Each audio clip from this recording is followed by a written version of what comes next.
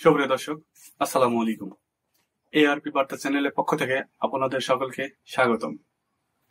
দেশ এবং দেশের বাইরে থেকে যারা এই মুহূর্তে এই ভিডিওটি দেখছেন তাদের সকলকে আন্তরিক ধন্যবাদ ও শুভেচ্ছা।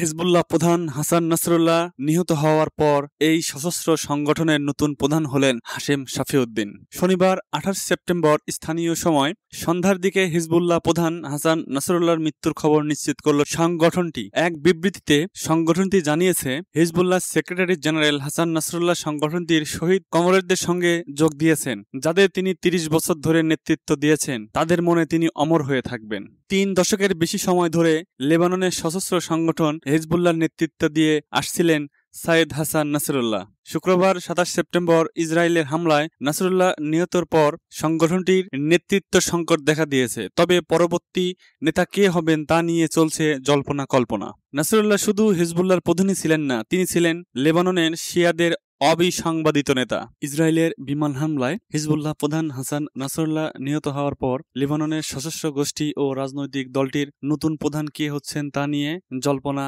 চলছে। ধারণা করা হচ্ছে হিজবুল্লাহর দ্বিতীয় গুরুত্বপূর্ণ ব্যক্তি হিসেবে পরিচিত হাশেম শাফিউদ্দিন দলটির নতুন প্রধান হতে যাচ্ছেন। কিন্তু কে এই শাফিউদ্দিন? শাফিউদ্দিন হিজবুল্লাহর নির্বাহী কাউন্সিলের প্রধান। গোষ্ঠীটির রাজনৈতিক বিষয় দেখভাল করার দায়িত্ব তার। তিনি গোষ্ঠীটির জিহাদ কাউন্সিলেরও সদস্য।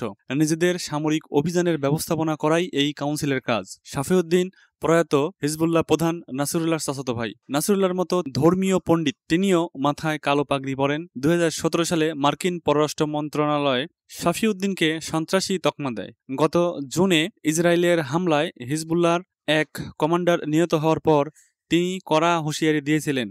ওই কমান্ডারের দাফন অনুষ্ঠানে তিনি বলেছিলেন, শত্রুদের কান্না ও বিলাপের জন্য প্রস্তুত হও। শাফিউদ্দিনের বিবৃতিতে প্রায় সময়ই হিজবুল্লাহ সামরিক অবস্থানের প্রতিফলন থাকে। লেবাননের রাজধানী বৈরুতের দক্ষিণের শহরতলি দহিয়ে এলাকায় সাম্প্রতিক এক সফরে শাফিউদ্দিন বলেছিলেন, আমাদের ইতিহাস, আমাদের বন্দুক এবং আমাদের রকেট আপনাদের সঙ্গে রয়েছে। 42 বছরের পুরনো গোষ্ঠী হিজবুল্লাহর বিভিন্ন কাউন্সিলের শাফিউদ্দিনকে একাধিক পদ পেতে সহায়তা করেছিল নাসরুল্লাহ। এ প্রসঙ্গে ইরানের সমর্থনপুষ্ট শিয়া মিলিশিয়াদের নিয়ে গবেষণা করেছে বিশেষজ্ঞ ফিলিপ স্মিথ। তিনি বলেন, নাসরুল্লাহ লেবাননের হিজবুল্লাহর মধ্যে বিভিন্ন কাউন্সিলে নানা পদ পেতে শাফিউদ্দিনের জন্য কাজ করেছিলেন। যুক্তরাষ্ট্রের নীতি সমালোচনাতেও যথেষ্ট সোচ্চার হাশেম শাফিউদ্দিন। হিজবুল্লাহর উপর যুক্তরাষ্ট্রের চাপের প্রতিক্রিয়া 2017 সালে তিনি বলেছিলেন, ট্রাম্পের নেতৃত্বাধীন মানসিক প্রতিবন্ধী ও পাগল মার্কিন প্রশাসন প্রতিরোধ আন্দোলনের কোনো ক্ষতি করতে পারবে না, বরং তাদের কর্মকাণ্ড কেবল হিজবুল্লাহর সংকল্প আরও দৃঢ় করবে। হাশেম শাফিউদ্দিন হিজবুল্লাহর নির্বাহী কাউন্সিলের প্রধান। তার অপর পরিচয়, তিনি প্রয়াত হাসান নাসরুল্লাহর আপন চাচাতো ভাই। বিশ্লেষকদের মতে হিজবুল্লাহর পরবর্তী প্রধান হিসেবে নিয়োগ পাওয়ার উজ্জ্বল সম্ভাবনা আছে শাফিউদ্দিনের। 1964 সালে তিনি দক্ষিণ লেবাননের ভূমধ্যসাগরীয় উপকূলীয় শহর টায়ারের দক্ষিণে দেওর কানন এন নাহার গ্রামে জন্মগ্রহণ করেন। শিয়া ধর্মীয় শিক্ষার মূল দুই কেন্দ্র ইরাকের নাফাজ ও ইরানের কমে ধর্মতত্ত্ব নিয়ে অধ্যয়ন করেন নাসরুল্লাহ ও শাফিউদ্দিন।